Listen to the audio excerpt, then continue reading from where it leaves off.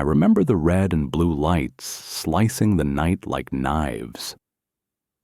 I remember thinking this had to be a mistake, because buildings like this don't swallow men whole. Police cars ringed the glass tower where Daniel Carter's name glowed in steel letters.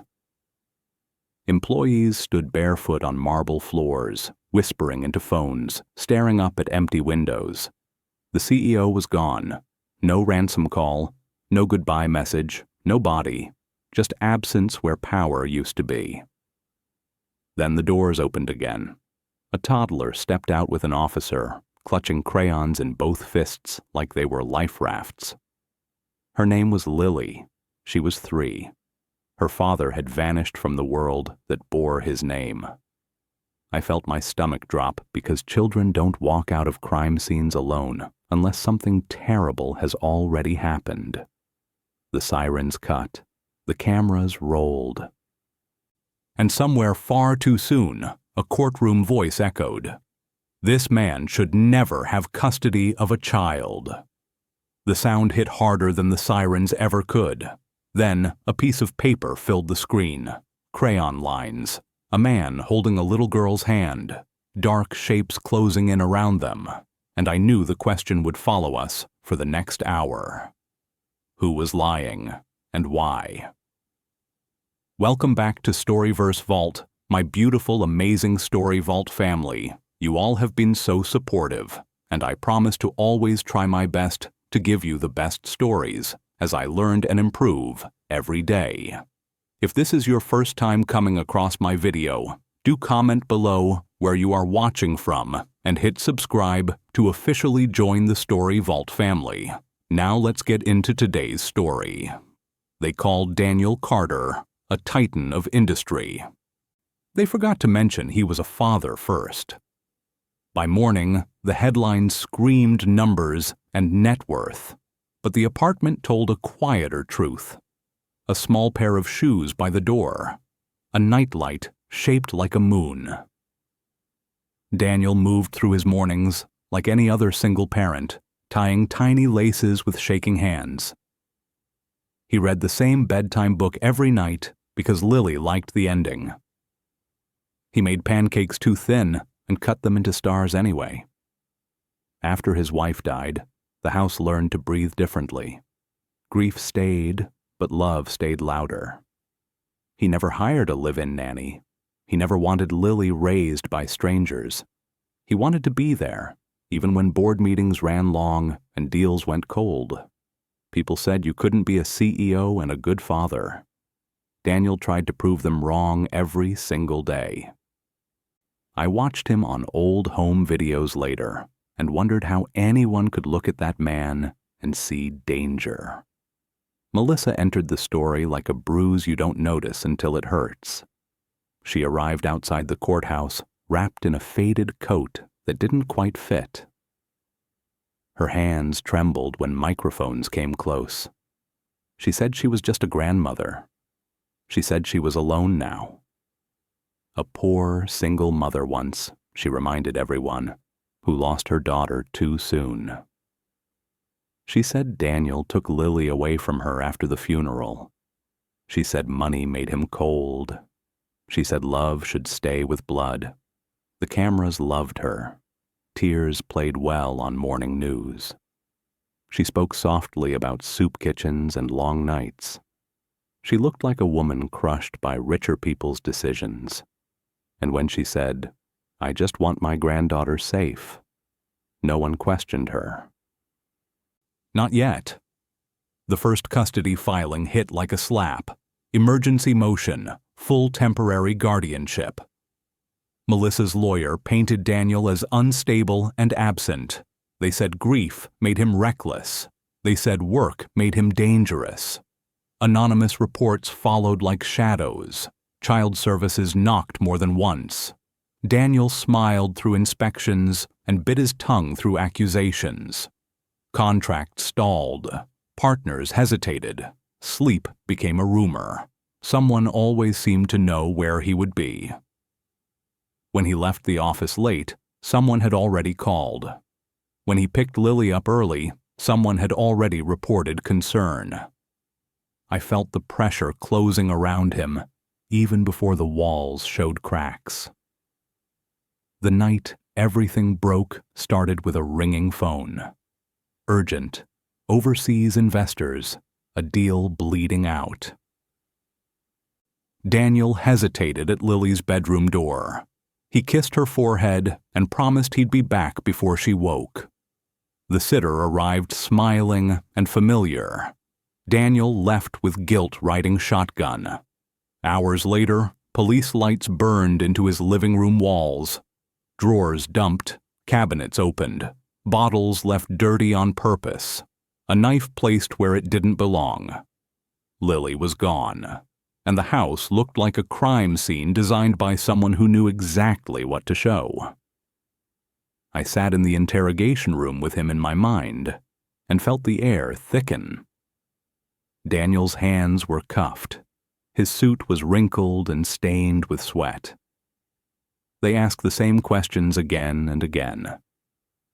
Why did you leave? Why was the house like that? Why does everyone say you're never home? On television, Melissa wept. She clutched a tissue and said she feared the worst. She said she had warned them.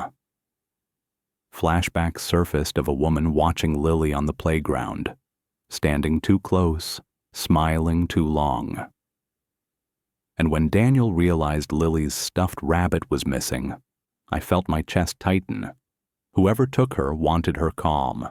Whoever took her knew her. Days passed like months.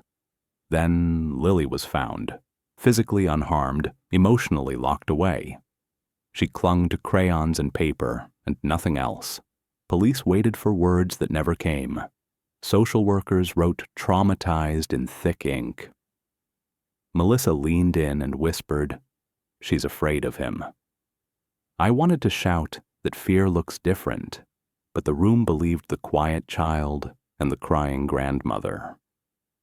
Daniel stood back, breaking silently, afraid to scare his own daughter. Lily only drew, over and over. At first, the drawings looked like chaos. Then patterns emerged. A blue car, again and again, a broken watch with a cracked face, a woman with sharp eyes and long lines for fingers. One picture stopped Daniel cold. It showed him between Lily and a dark shape, his arms wide, blocking, protecting. I felt the punch in my gut when he whispered that she had never drawn like this before. A teacher leaned closer and froze. She recognized the watch. It belonged to Melissa's late husband. The room went silent. Truth doesn't always speak. Sometimes it draws. The lawyer brought in a child psychologist the next morning. They laid the drawings out in order like evidence, a story formed without words, taken by someone familiar, hidden somewhere quiet, given crayons to stay calm and quiet. Then the location surfaced, a storage property, one Melissa still had keys to. I felt the shift before anyone said it out loud. The poor grandmother narrative cracked. Behind the tears was control. Behind the fear was planning. And somewhere between crayon lines and silence, the truth started to breathe. The search warrant hit the storage facility at dawn. I wasn't there, but I felt every step as if I were. Metal doors rolled up one by one, screaming against their tracks. Inside one unit, the air was stale and carefully controlled. A child-sized mattress lay on the floor. Coloring books were stacked neatly beside it. A plastic cup still smelled faintly of apple juice. This wasn't a panic hideout. It was preparation. Someone had planned for comfort. Someone had planned for time. The officer on scene said it felt wrong in a way he couldn't explain. Kidnappers rush. This one organized. CCTV footage came next. Grainy, partial, enough. A blue sedan rolled in after midnight. The timestamp matched the night Lily vanished. The driver's face was obscured, but the posture wasn't. Stiff shoulders, deliberate movements. A woman stepped out and unlocked the unit without hesitation. She didn't look around. She didn't rush. She knew she belonged there. When the footage froze, no one spoke. Because the car was registered under a charity Melissa managed. A charity no one had ever audited. They brought the sitter in for questioning next. Her confidence collapsed faster than anyone expected. She avoided eye contact. Her voice cracked on the third question. She admitted Melissa had paid her weeks in advance. Cash, no receipts. She was told Lily's father was unstable. She was told this was temporary. She was told she was helping a scared grandmother protect a child. I felt sick hearing how easily lies travel when wrapped in concern. The sitter cried when she realized what she'd helped do. It didn't undo anything. It just added weight. Melissa didn't fight when they brought her in. She wore the same faded coat, the same fragile expression. At first, she said Lily was better with her. She said Daniel's world was too loud, too rich, too dangerous. She said money poisons love. When they showed her the drawings, her jaw tightened. When they showed her the video, her eyes hardened. I was saving her, she said, not protecting, saving. That word landed wrong, because saving implies ownership. I listened to the recording later and felt the temperature change. Melissa stopped crying. She stopped shaking. She started explaining. She talked about lawyers, about leverage, about breaking Daniel in court so custody would be inevitable. She never mentioned Lily's fear. She mentioned timing. She mentioned optics. She mentioned control. That was when the mask finally slipped. The poor, single mother was gone. What remained was someone who believed love gave her permission. Daniel was released without ceremony. No apology, no cameras. Just a door opening and air rushing back into his lungs. He didn't go home. He went straight to Lily. She stood behind a glass wall, drawing. When she saw him, she didn't run. She stood. She watched. Then she lifted her paper and pressed it to the glass. A man. A little girl. No darkness this time. I felt tears burn when he placed his hand where hers was. Separated. Still connected. The court date came faster than anyone expected. The room filled with whispers and judgment. Melissa sat straighter than before, dressed better now. The poor image had been retired. Daniel stood silent as the drawings were displayed, one by one. The psychologist explained what Lily couldn't say. Chronology, consistency, intent. When the final drawing appeared, the room shifted. A man holding a child. A crown clumsily drawn above his head. The word Dada, written backward but certain. I felt something break open in my chest. Truth doesn't always need language. Lily did something no one coached. She stepped away from the social worker. She walked across the courtroom. Each step felt like a held breath. She reached Daniel and wrapped her arms around his leg. The judge didn't interrupt. No one did. Melissa looked on, stunned and exposed. In that moment, all the arguments collapsed. Because children don't perform loyalty, they choose it.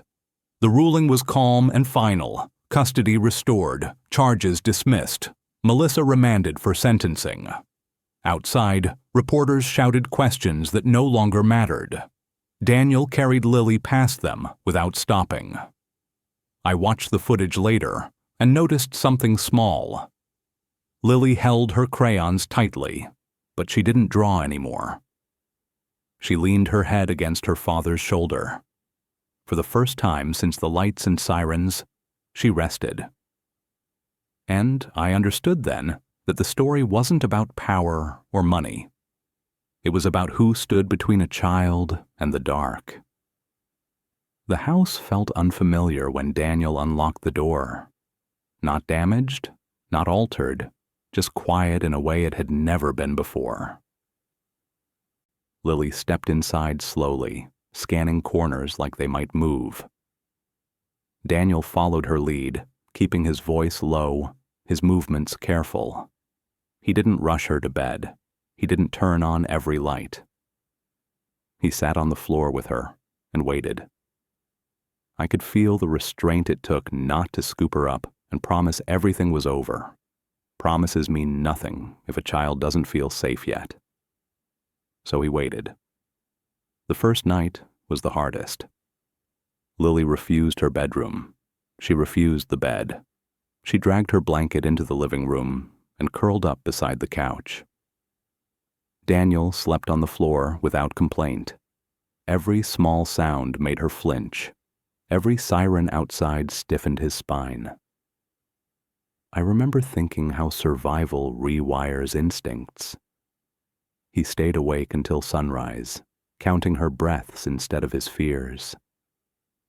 This wasn't recovery. It was reconstruction. Social workers returned, this time quieter. No accusations, no suspicion, just observation.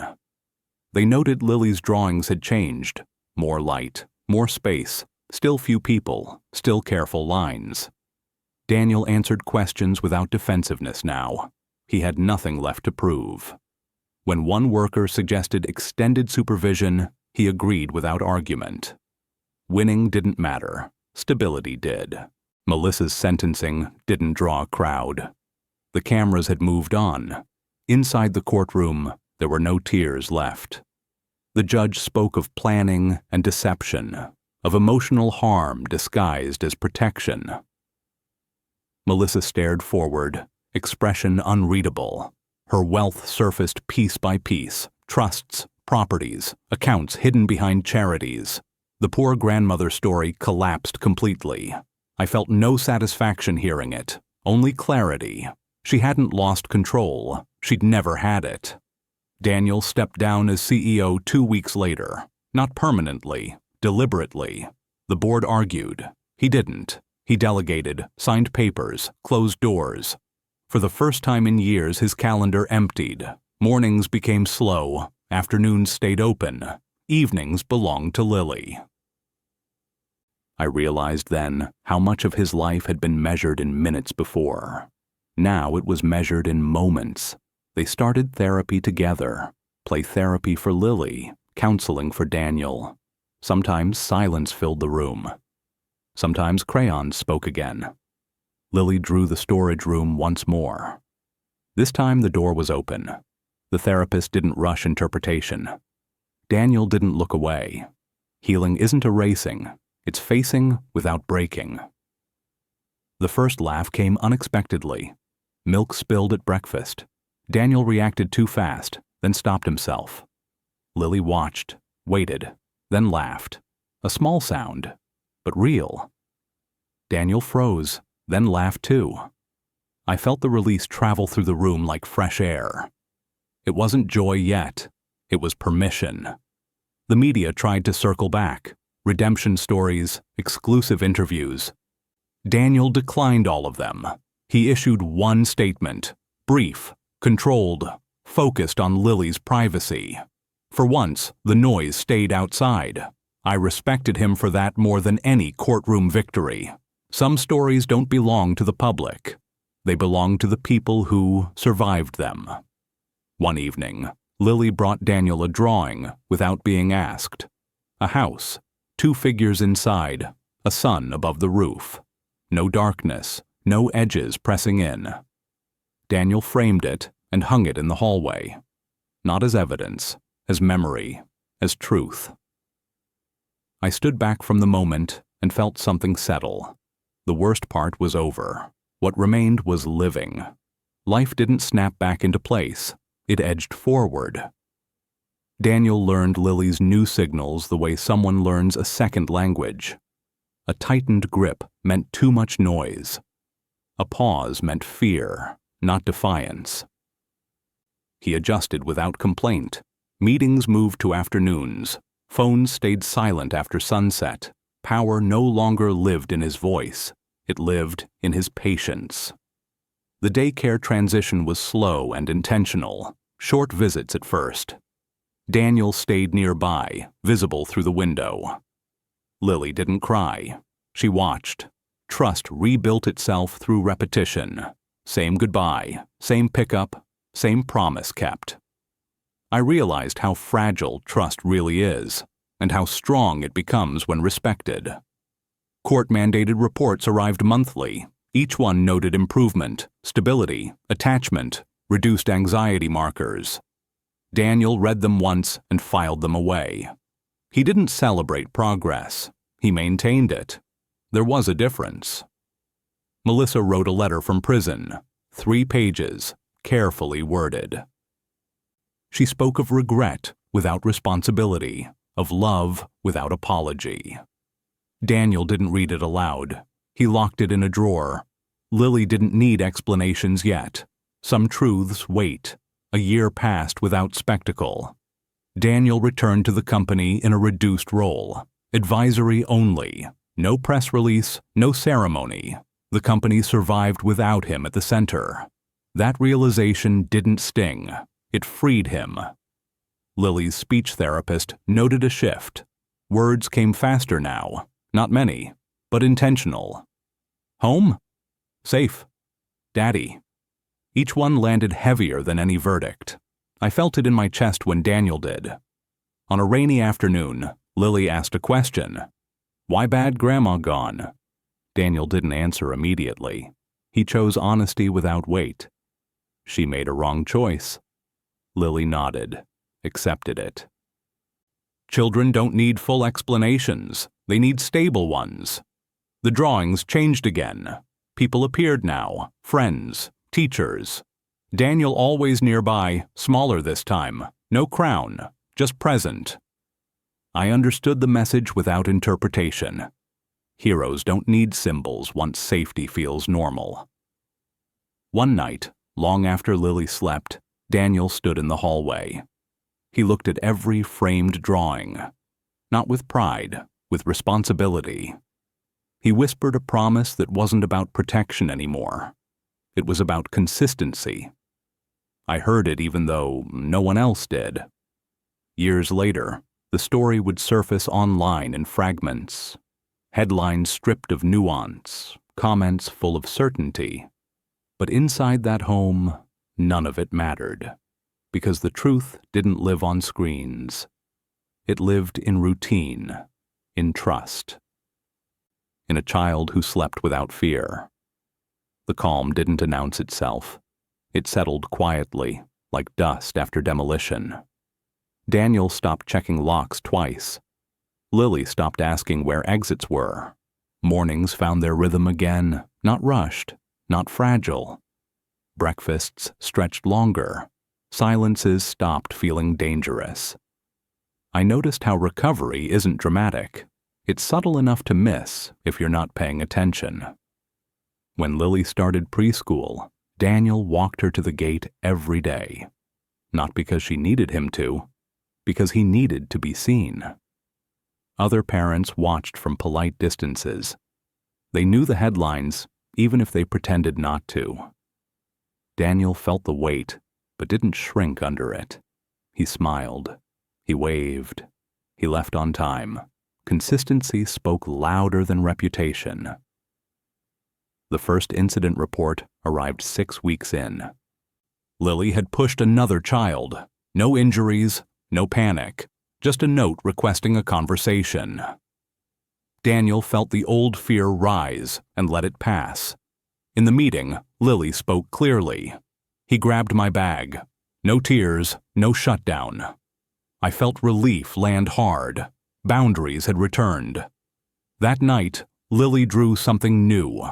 A playground, 2 children, one stepping back, no adults looming. Daniel recognized growth when he saw it. Strength without fear. Protection without violence. I realized then that trauma doesn't disappear. It transforms if guided correctly. Melissa filed an appeal from prison. It arrived without warning. No apology attached, just legal language and demands. Daniel read it once. He didn't react. He forwarded it to his lawyer and went back to making dinner. Power had lost its pull. Control no longer tempted him. The appeal failed quietly. No hearing, no reconsideration. The judge cited overwhelming evidence and psychological harm. Daniel learned about it through an email notification. He closed the laptop and kept reading Lily her story. Some victories don't deserve celebration, they deserve continuation. At work, Daniel began mentoring instead of leading. Young executives asked questions he used to ignore. He answered carefully now. He spoke about limits, about stepping back, about choosing what matters before it's taken from you. I could hear the difference in his voice. Experience had sanded the edges off ambition. One afternoon, Lily asked to visit the office. Daniel hesitated, then agreed. She walked the halls without fear. She waved at strangers. She sat in his chair and spun once. "This big," she said. He laughed, not nervously, freely. I understood then that reclaiming space is part of healing. That night, Lily drew the building. Tall, bright, windows filled with light. At the bottom, 2 figures held hands. No darkness pressed in, no watch, no car. Daniel didn't frame this one. He put it in a drawer with the others. Not everything needs to be displayed to matter. Time kept moving without asking permission. Lily grew taller without anyone noticing the exact moment it happened. Her shoes changed sizes faster than Daniel expected. Her questions grew sharper and more specific. "Why do people lie?" she asked one evening, not looking up from her puzzle. Daniel paused, choosing care over speed. "Because they want something they're afraid to ask for," he said. She accepted the answer and finished the puzzle. I realized then that honesty, when consistent, becomes a foundation instead of a shock. The child psychologist recommended reducing sessions, not stopping, just loosening the structure. Lily no longer needed guided play to express herself. She narrated her world clearly now. Daniel listened more than he spoke. That balance mattered. When professionals step back, it's not abandonment. It's acknowledgement of growth. One afternoon, a class assignment came home folded carefully. "Draw your hero." Daniel found it tucked between worksheets. He hesitated before opening it. Inside was a drawing of a man standing beside a child. No crown, no shield, just hands, almost touching. The label read, "My dad listens." I felt that line land deeper than any earlier image. Daniel attended a school assembly for the first time. He sat in the 3rd row, uncomfortable with folding chairs and forced smiles. Parents clapped too loudly. Children sang off-key. Lily spotted him immediately. She waved without hesitation. He waved back, steady and visible. For a moment, nothing else existed. Outside the school, a woman approached Daniel hesitantly. She recognized him from the news years ago. She apologized for believing what she read. Daniel nodded once and said nothing more.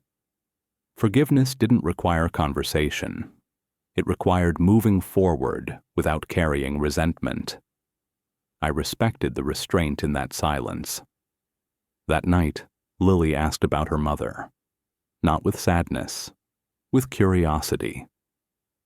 Daniel showed her photos stored carefully on his phone. He spoke of laughter, of kindness, of love that didn't disappear. Lily traced the screen with her finger and smiled. Grief had matured into memory. That was a victory no court could grant. Daniel received an invitation to speak at a corporate ethics forum.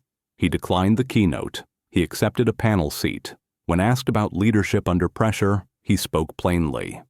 "Protect what can't protect itself," he said. The room went quiet. I could tell the audience felt the weight behind the words. They weren't theoretical, they were lived. At home, Lily practiced writing her name. Some letters backward, some uneven. Daniel corrected none of it. Progress mattered more than precision. She wrote his name beside hers without being asked. 2 names, side by side, equal space. I understood then that belonging had replaced fear. Late that night, Daniel stood at the window again. Not guarding, not watching for danger, just looking out. The city lights no longer felt hostile. They felt distant. Behind him, Lily slept peacefully. Ahead of him, life waited without threat, and I knew the story was no longer about survival. It was about continuity. The invitation arrived on thick paper, not email. Daniel noticed that first. A formal request from the Family Court's Child Advocacy Board. They wanted his input on procedural reform, not testimony. Not his story, his perspective. I felt the weight of that shift immediately. He wasn't being asked to relive trauma. He was being asked to prevent it. Daniel didn't answer right away. He placed the envelope on the counter and finished making Lily's lunch. Routine before responsibility. That order mattered now. Only after Lily left for school did he sit and read every word carefully. The system that nearly failed them was asking for help, not forgiveness, correction. Daniel attended the first closed-door meeting without expectation. No cameras, no audience, just long tables and tired professionals. Judges spoke about backlog, social workers spoke about burnout, lawyers spoke about liability. Daniel spoke about children, not in abstract terms, in real ones.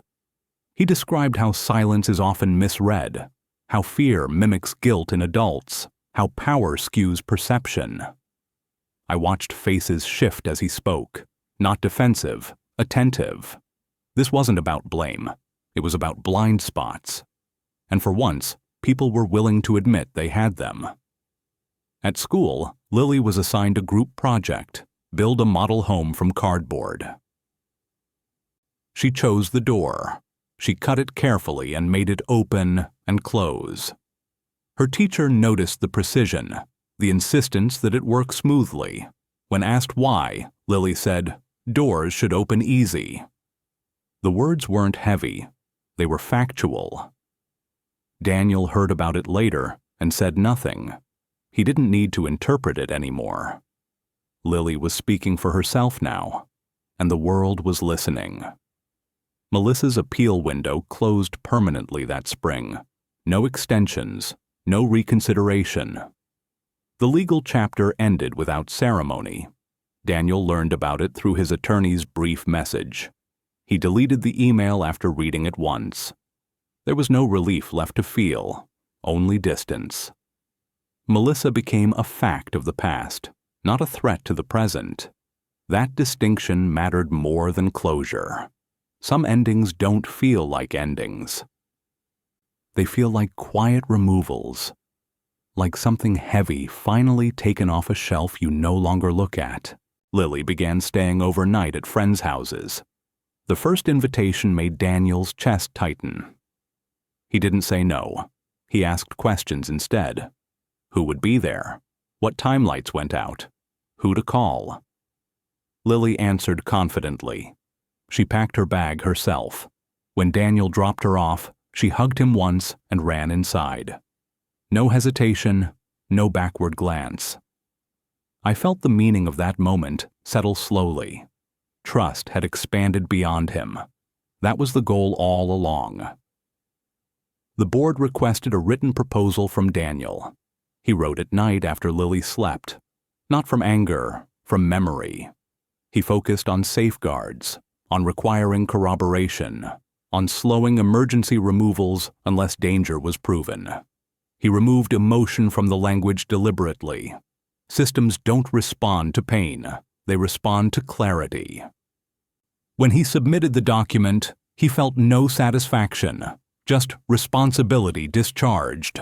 Whatever happened next wasn't his to control. At school pickup one afternoon, Lily didn't come out immediately. Daniel waited without worry. When she appeared, she was holding another child's hand. The child was crying. Lily spoke quietly, guiding her step by step. Daniel watched without intervening.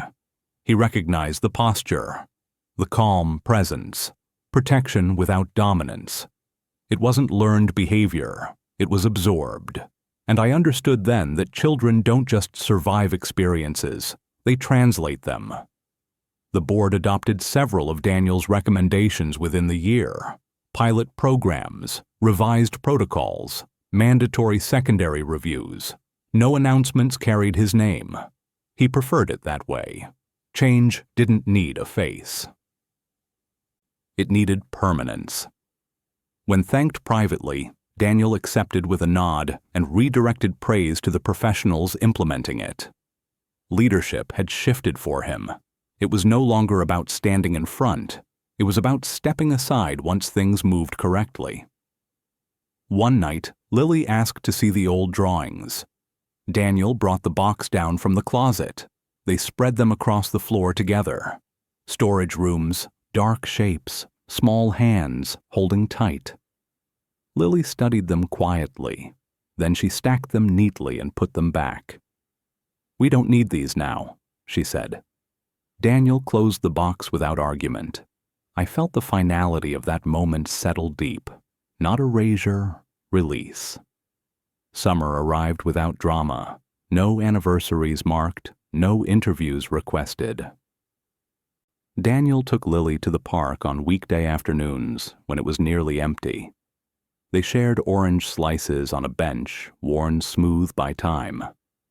Lily climbed higher now. She didn't look back for approval. Daniel watched without hovering. I noticed how vigilance had softened into awareness. That difference meant freedom.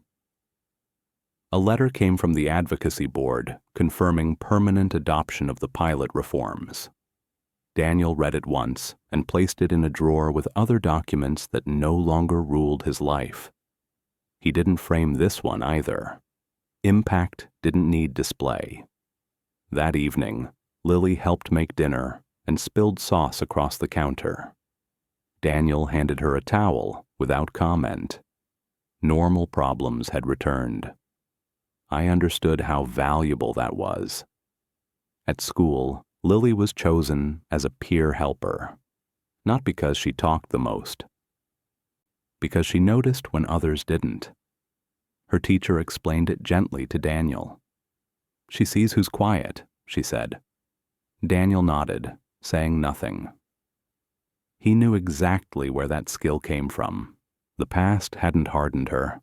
It had tuned her. Daniel received a message from his former board chair asking if he would consider returning full-time. He declined without tension. He had rebuilt his career once. He wasn't interested in doing it again. Advisory work fit the life he chose. Power adjusted itself around that decision. For the first time, ambition answered to balance instead of the other way around. One evening, Lily asked about the night she disappeared. Not with fear, with distance. Daniel answered simply, "You were taken somewhere you didn't belong." "Then you came home," she said. "Yes," he replied. That was enough. Memory no longer demanded detail. Safety had replaced curiosity. The neighborhood organized a block gathering at the end of summer. Daniel attended without scanning faces. Lily ran freely between houses, laughing loudly. Someone mentioned the old news story in passing. Daniel didn't engage. The speaker changed the subject. The story had lost its power here. Community had rewritten it through presence, not pity. That night, Lily left a drawing on Daniel's desk. It showed three things: a house, a tree, a road leading away. Nothing blocked it, nothing followed it. Daniel studied it quietly. He didn't ask questions. He didn't need to. Some images don't describe the past. They declare the future. Daniel stored the last of the legal files in a box marked closed. He carried it to the storage closet and placed it on the highest shelf. Not hidden, finished. When he closed the door, he didn't pause. He turned and walked back to the living room where Lily waited with a book. I felt the shift as clearly as a door locking behind us. Later, as Lily slept, Daniel stood in the doorway. Not checking, not guarding, just looking. The room held no shadows that mattered. The night held no threats, only tomorrow waiting quietly. And I understood then that some victories don't feel loud. They feel stable. They feel earned. Autumn brought changes that didn't announce themselves. Lily started asking to walk to school part way alone, just from the corner, just where Daniel could still see. He agreed after the third request. Not the first. Trust isn't granted once. It's extended in increments. She walked with her backpack bouncing, never turning around. Daniel stayed still until she reached the gate. Only then did he exhale. Letting go had become a skill he practiced deliberately. At work, Daniel noticed how others deferred to him differently now. Not with awe, with respect that didn't demand performance. He spoke less in meetings. When he did, people listened, not because of his title, because he weighed his words. Leadership had thinned down to its essentials: direction without domination, presence without pressure. I recognized that shift as irreversible. Once learned, it doesn't go away. Lily's teacher requested a private meeting. Not urgent, not concerning, just observant. She spoke about Lily's empathy. How she noticed children left out. How she shared materials without being asked. "She's steady," the teacher said. Daniel nodded slowly. Steadiness had once been impossible. Now it was Lily's defining trait. Growth had settled into character. That weekend, Daniel took Lily hiking for the first time. A simple trail, wide, safe. Lily walked ahead, narrating what she saw. Rocks, birds, a fallen branch shaped like a bridge. Daniel followed at her pace, not directing, not correcting, just there. I noticed how the woods didn't feel isolating. They felt expansive. Fear had lost its map. At the summit, Lily sat quietly and drank water. She looked out and asked, "This high?" Daniel nodded. "Yes." She smiled, satisfied. Achievement didn't require ceremony, only acknowledgement. On the way down, she slipped once and caught herself. Daniel didn't rush. She didn't panic. Recovery had replaced reflex. That mattered more than the view. The past resurfaced briefly when a podcast producer reached out. They wanted a full series. Daniel declined politely. He didn't justify it. He didn't counteroffer. Attention wasn't healing. Time was. Lily needed memories, not explanations. He deleted the message and took her to the library instead. Choice had become instinct. At the library, Lily picked books without guidance. Stories about animals, stories about building things, one about a lost child who finds her way home. Daniel watched her read the last one twice. She didn't comment on it. She checked it out anyway. Some connections don't need to be spoken. They just need to exist safely. That night, Lily asked to sleep with her door open. Not because she was afraid, because she liked the light from the hallway. Daniel adjusted the lamp and left it that way. Boundaries had softened into preferences. He respected them. I felt the quiet significance of that shift settle in. Fear demands control. Safety allows choice. Before bed, Lily handed Daniel a folded piece of paper. Inside was a drawing of two figures walking on a path. No destination marked, no obstacles drawn, just movement forward. Daniel placed it on the nightstand instead of the wall. Some things are meant to be close, not displayed. I understood that the story had moved again, not toward closure, toward continuity. Winter arrived earlier than expected. The first snow fell before the city prepared for it. Lily pressed her hands to the window and watched quietly. No excitement, just focus. Daniel asked if she wanted to play outside. She nodded once. They bundled without rushing. Cold no longer triggered alarm. It was just weather now. I noticed how neutral experiences had become.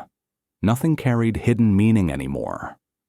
Outside, Lily tested the ground carefully. She stepped, paused, adjusted. Daniel stayed close without guiding.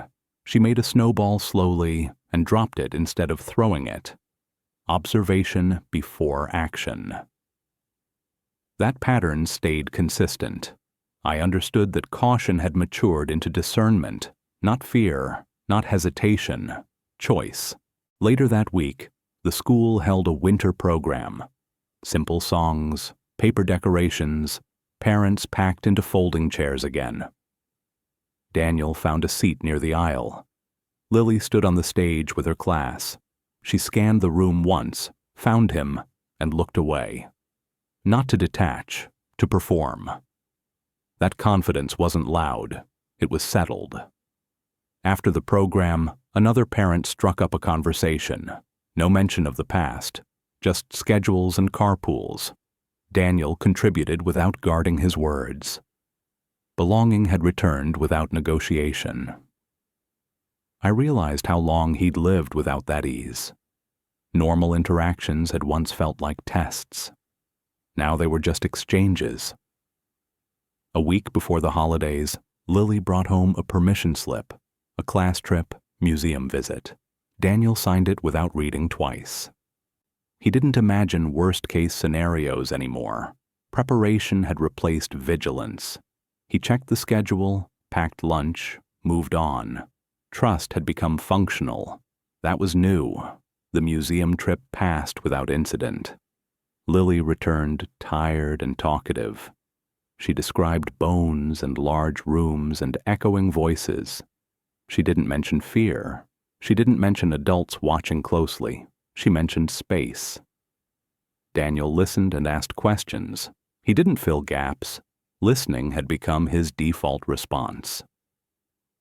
That night, Lily asked if she could start learning how to swim. The request surprised Daniel. Water had been off limits since everything happened. He didn't refuse. He asked when. She said soon. He said okay. Growth doesn't wait for comfort. It asks for permission to expand. The first swimming lesson was quiet. Lily stayed close to the instructor. Daniel sat behind the glass wall. He didn't pace. He didn't time her breaths. She entered the water slowly and stayed. I felt the significance land heavily. Fear had once been linked to loss of control. Now control was shared appropriately. After the lesson, Lily wrapped herself in a towel and smiled. Not wide, not exaggerated, satisfied. Daniel matched the expression without mirroring. They walked out together, damp footprints trailing behind them. Another boundary crossed. Another fear retired quietly. I understood then that progress didn't announce itself. It accumulated. Spring returned without ceremony. The city shifted colors again, and Lily noticed first. She pointed out buds on trees Daniel had walked past for years. He followed her gaze instead of leading it. That pattern had become instinct. Observation before instruction. Presence before direction. I felt how the story was tightening toward something quieter than a climax. Not an ending. A confirmation. The swimming lessons continued weekly.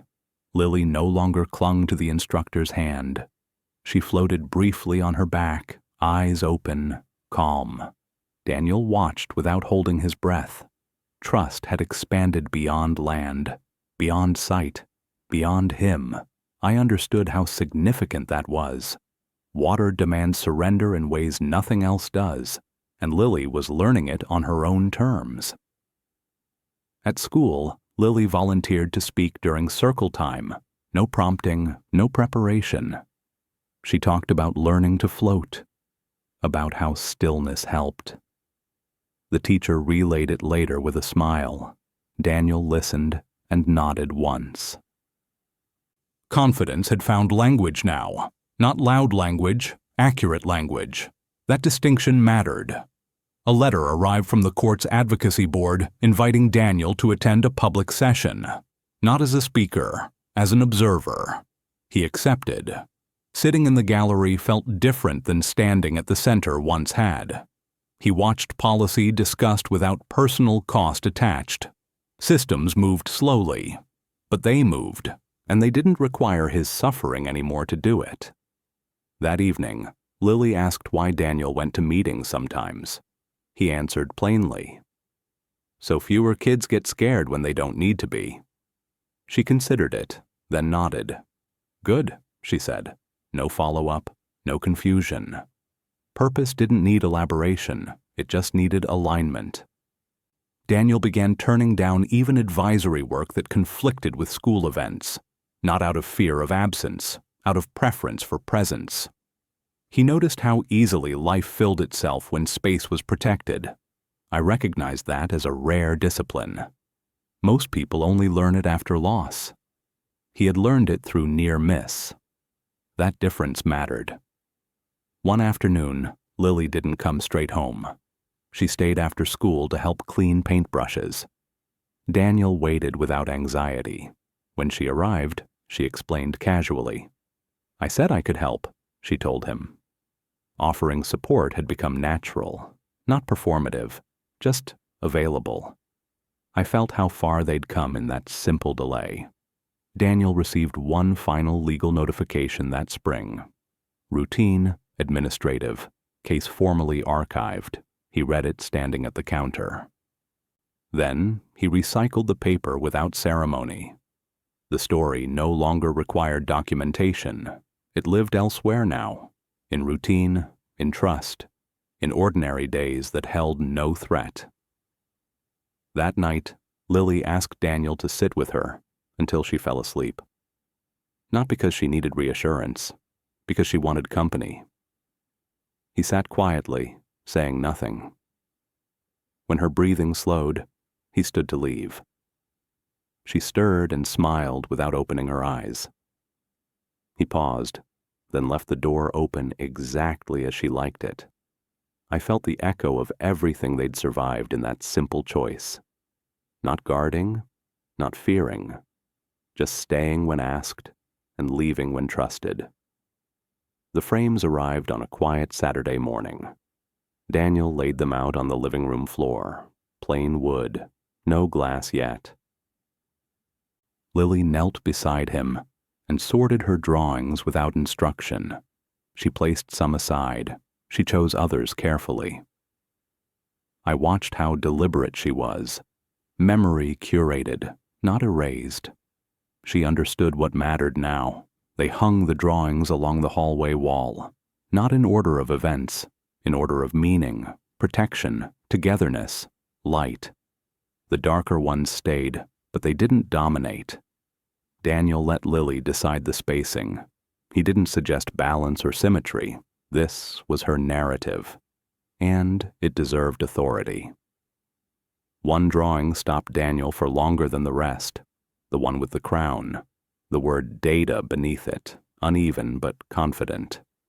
He didn't tell Lily why his throat tightened. He just nodded and stepped back. I felt the weight of that word settle fully, not as a title, as recognition. That afternoon, they walked to the park, no agenda, no therapy goals, just air and movement. Lily climbed without looking back to check if he watched. Daniel sat on a bench and let his phone stay dark. Presence had become mutual, not requested, Not earned daily, simply assumed.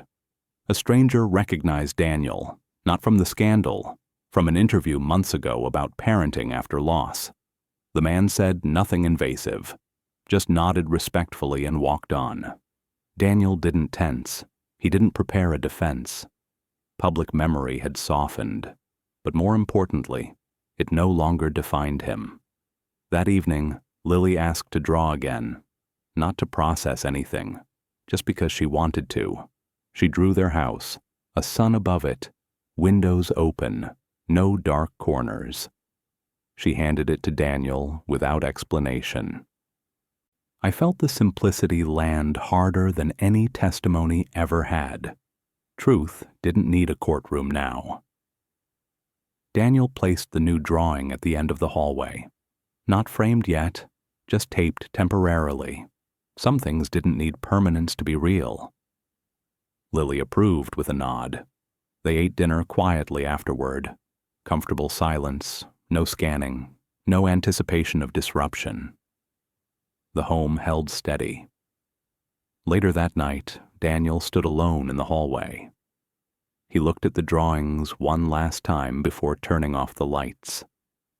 I felt the echo rise in me then. They tried to prove I was unfit. They tried to break me into something smaller. But the truth had survived in crayon and silence, and it had waited patiently to be seen. The house went dark, except for Lily's nightlight. Daniel paused outside her door. She was already asleep. Breathing steady, unburdened. He closed the door gently, leaving it slightly open. The story didn't end with justice served or enemies defeated. It ended with safety restored and trust intact. They tried to prove he was unfit. His child proved he was her hero. If this story moved you, don't let it end here. Subscribe to stay part of the Storyverse Vault family. Like the video so more people find stories that matter. Comment your thoughts and where you're watching from. And stay connected because more stories are coming.